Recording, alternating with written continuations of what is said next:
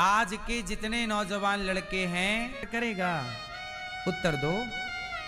एक गीता को ठीक से पढ़ा दिया जाए, एक भगवत गीता को ठीक से समझा दिया जाए तो उसका जीवन सदा सदा के लिए सुखमय हो जाएगा। गीता समझने वाले, गीता के मार्ग पर चलने वाले पराई नारी को मां देखते हैं, मां की तरह, बहन की तरह, बेटी की तरह। और गीता ना पढ़ने वाले अपने दोस्त की बहन पर भी गंदी नजरें रखते हैं। गीता ना पढ़ने वाले में वो दोस्त की बहन को भी गलत नजर से देखेगा। नहीं पढ़ता ना गीता, नहीं चलता ना गीता पर। अर्जुन को 1 साल के लिए क्या बनना पड़ा था? क्या बनना पड़ा था? ब्रहण लला। ब्रहण लला बन करके अपने को गुप्त रखना पड़ा था, क्योंकि शाप था उस अप्सरा का। हम आपको केवल ये बता रहे हैं कि जो गीता पढ़ लेगा वो पराई स्त्री को गलत नजर से देखेगा ही नहीं।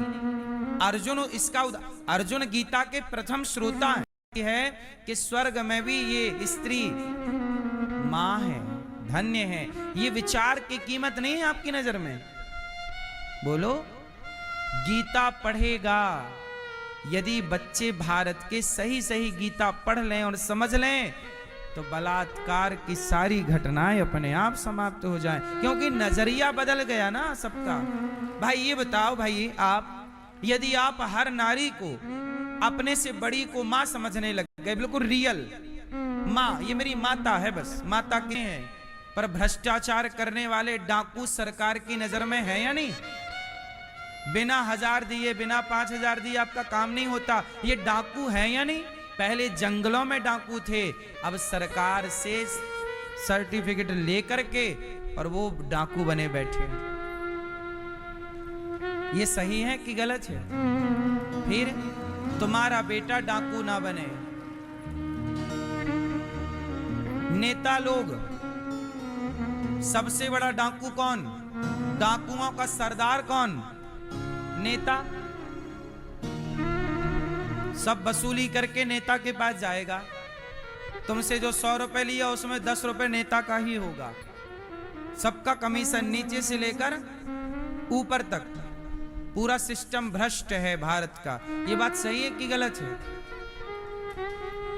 नेता भी उसमें ऐड है, सम्मिलित। सड़क बनती है, अब सड़क बनेगी तो सड़क बनेगी, टेंडर जो पास कराएगा, ठेका जो लेगा, वो टेंडर पास कराने वाले को कमीशन देगा। उसमें नेता का भी हाथ होगा, अधिकारी का भी हाथ होगा। बोलो हाँ। फिर और उसमें बात ये हो जाएगी कि सड़क, मेरी माँ, आपका बेटा नेता बने, आप नेता बनिएगा। ईमानदार, ईमानदार भी नेता इस देश में है, ईमानदार बनिएगा। कुछ नेता ऐसे हैं कि जिन्होंने जितना धन उनके पास नेता बनने से पहले था, नेता बन गए, काम पूरा कर दिया, उनके पास कुछ था ही नहीं। आखिरी में भी पूरा देश की सेवा ईमानदारी से, 1 रुपए का गलत नहीं किया, वो जहां की तहां है। उन्होंने धर्म को नहीं छोड़ा।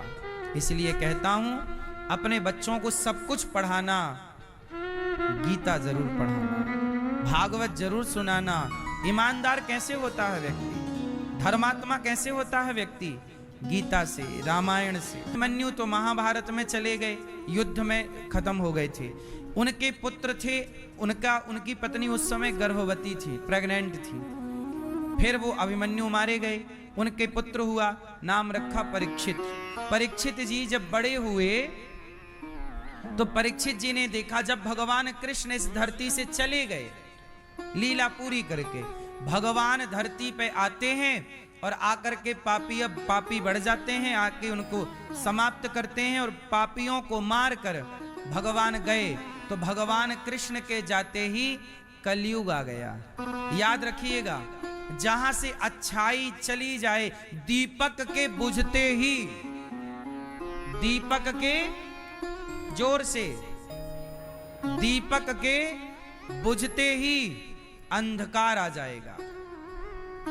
1 सेकंड भी ना लगेगा, दीपक बुझता ही बुझा कि अंधकार का बोलबाला, ऐसे ही ज्ञान मिटा नहीं कि अज्ञान का बोलबाला। भगवान कृष्ण गए नहीं कि कलयुग का बोलबाला। अच्छा व्यक्ति जाता है तो बुरा व्यक्ति का बोलबाला हो। इसलिए कहता हूं अच्छाई को जाने मत दीजिए। इसलिए हमारे सनातन में हमारे ऋषि मुनियों ने कहा कि हम तो मर ही जाएंगे, हम तो मर ही जाएंगे, लेकिन आने वाली पीढ़ी को हम ज्ञान का संस्कार क्या है? संस्कार मीन्स ज्ञान, संस्कार मीन्स सही नॉलेज, सही गाइडेंस। आपने अपने बच्चों को, मुझे पता है कि मैं मर जाऊंगा, तो मैंने अपने मरने से पहले अपने बच्चों को, अपने शिष्यों को, आप सबको मैंने सही रास्ता बता दिया कि बेटा इस पर चलना, इस पर चलते रहना। तो ये ज्ञान की धारा क्या है? दीपक बुझने से पहले तेल डाल दो, तेल डालते रहो और बाती समय समय पे खत्म हो जाए तो बदलते रहो, दीपक जलता रहेगा। और आप ध्यान नहीं दोगे तो जहां कल ज्ञानी था, भारत कभी विश्व गुरु हुआ करता था, सुना होगा। भारत क्या था? जोर से, विश्व गुरु। नालंदा में दुनिया भर के लोग पढ़ने आते थे। अमेरिका, लंदन, आप पुरानी पुस्तकों में देखना, चाइना के लोग भारत पढ़ने आते थे। कहां आते थे? उस समय भारत क्या था? विश्व गुरु, सबको पढ़ाने की ताकत भारत की थी। लेकिन अब देखो, अब भारत के बच्चे, भारत की पढ़ाई का खर्चा कम से कम 50 लाख रुपए साल का है। 50 लाख रुपए साल का एक बच्चे का। तो ऐसे 1000 बच्चे जा रहे हैं, तो 1000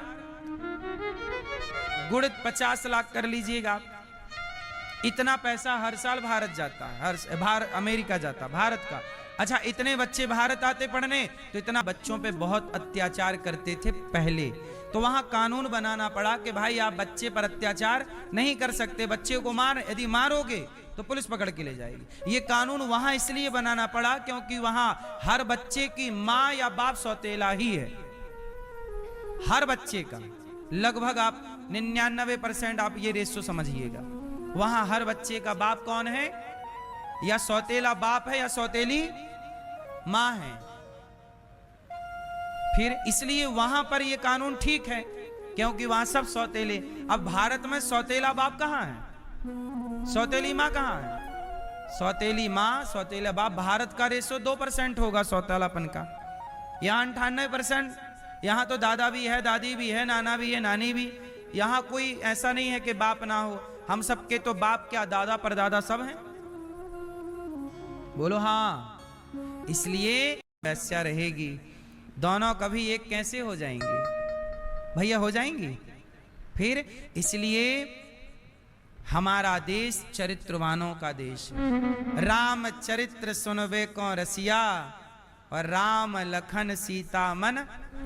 फिर ये चरित्रवानों की धरती है। इसलिए कहता हूं कि इस जगत की चकाचौंध और चमक में आप चरित्रहीन ना बन जाना कि यार वो तो तुम्हारा दोस्त तो लिव-इन में रहता है, तुम्हारी फ्रेंड तो लिव-इन में रहती है, तो यार वो रहती है तो हम क्यों नहीं। वो चरित्रहीन हो गए, वो प्रभावित हैं उस कल्चर से। हम क्यों उसके कल्चर से प्रभावित हो, अमेरिका के या विदेशी कल्चर, पश्चिमी देशों के कल्चर से? तुम्हारा कल्चर तुम्हें चरित्रहीन बना रहा है और हमारा भारत का कल्चर, सनातन कल्चर, हमें चरित्रवान बना रहा है। हम क्यों ना अपने कल्चर को फॉलो करें? हम क्यों दूसरों के कल्चर की नकल करके हम चरित्रहीन बने? चरित्रहीन होके भी तुम पाओगे क्या? क्यों मेरी मां?